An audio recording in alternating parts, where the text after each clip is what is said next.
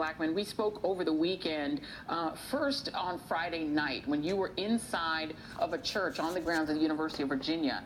Donald Trump said that the night before the Saturday melee, there were good people who were quietly marching in Charlottesville, and he was talking about the white nationalist protesters. You were inside that church. Did you hear people quietly marching?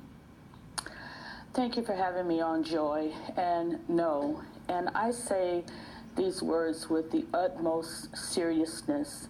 I rarely use these words, but they apply here. Donald Trump is lying. And here's the deal. He spends more time on Twitter than he spends anywhere else. And what was happening Friday night was being live streamed. I am telling you that we were in a church having a worship service. At no point in that service was there even a protest. It was a multi-faith worship service in a standing room only, capacity-filled church with children, with mothers, with elderly, with people my age in the middle, and with young people. We were worshiping. And close to the end of our worship service, we received the message that we could not leave the church because a mob was approaching the church with torches. They were chanting blood and soil.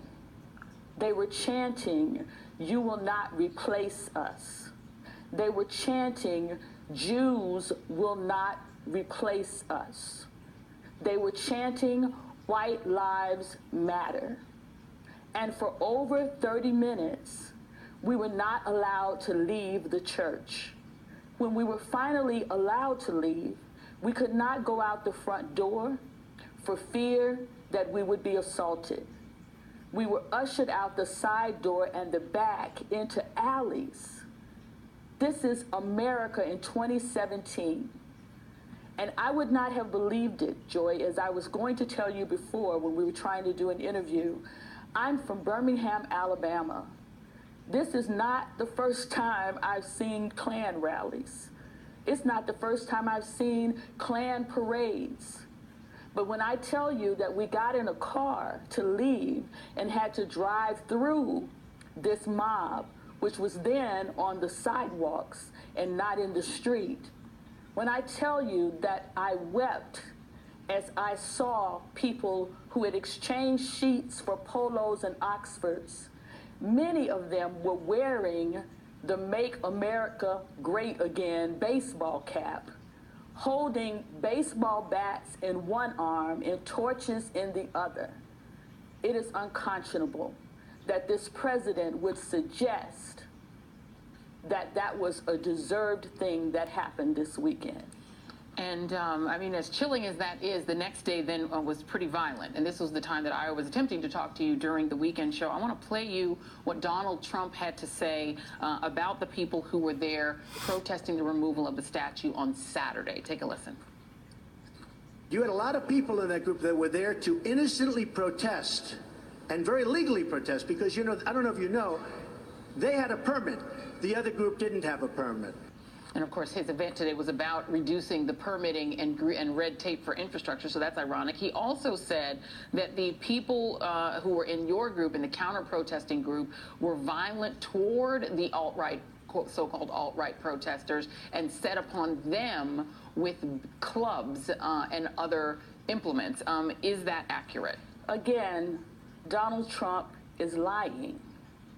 What I am telling you is, yes, they had a permit for the park. They did not have a permit to harm people. They did not have a permit to throw full bottles of water and full cans of soda and splatter urine on people who did not agree with them.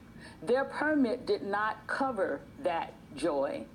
And I'd like to ask Mr. Trump, he's had time now to make 3 different responses to this incident.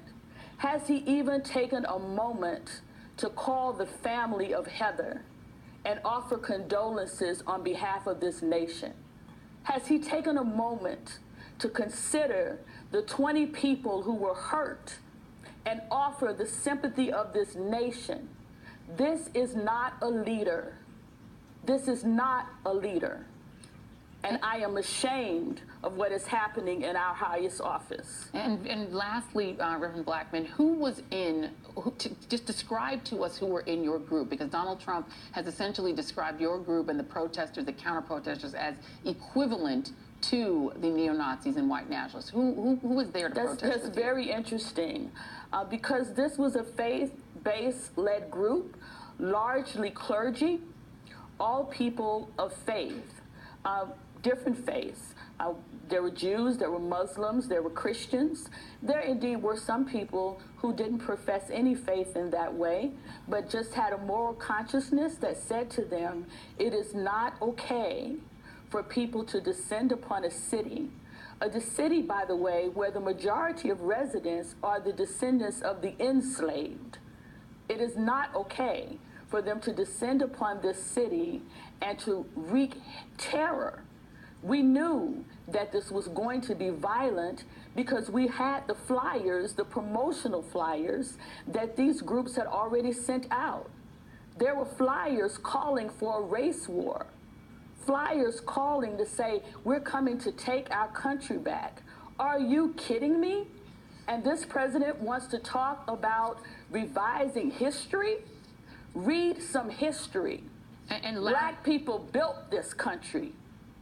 And we know there were Black Lives Matter. We know there were some anti-fascist groups. Just lastly, in our last few seconds, in your view, as a witness to these events, were the anti-fascist groups perpetrating the violence, or were they the victims of the violence? No, they were not. As a matter of fact, there were some clergy standing on the steps to the entrance of the park. They were not in the park. They were standing on the steps to the entrance of the park singing "This Little Light of Mine." These neo-Nazi groups came, burst through them with shields, began to beat them and trample on them. And the groups that Donald Trump are calling terrorists are the ones who saved their lives because the police were standing down. They saved their lives. Wow. Thank you, the Reverend Traci Blackmon. Really appreciate you. You're a witness to both the Friday night and the Saturday events in Charlottesville. Thank you so much for your time tonight. Thank you. Thank you.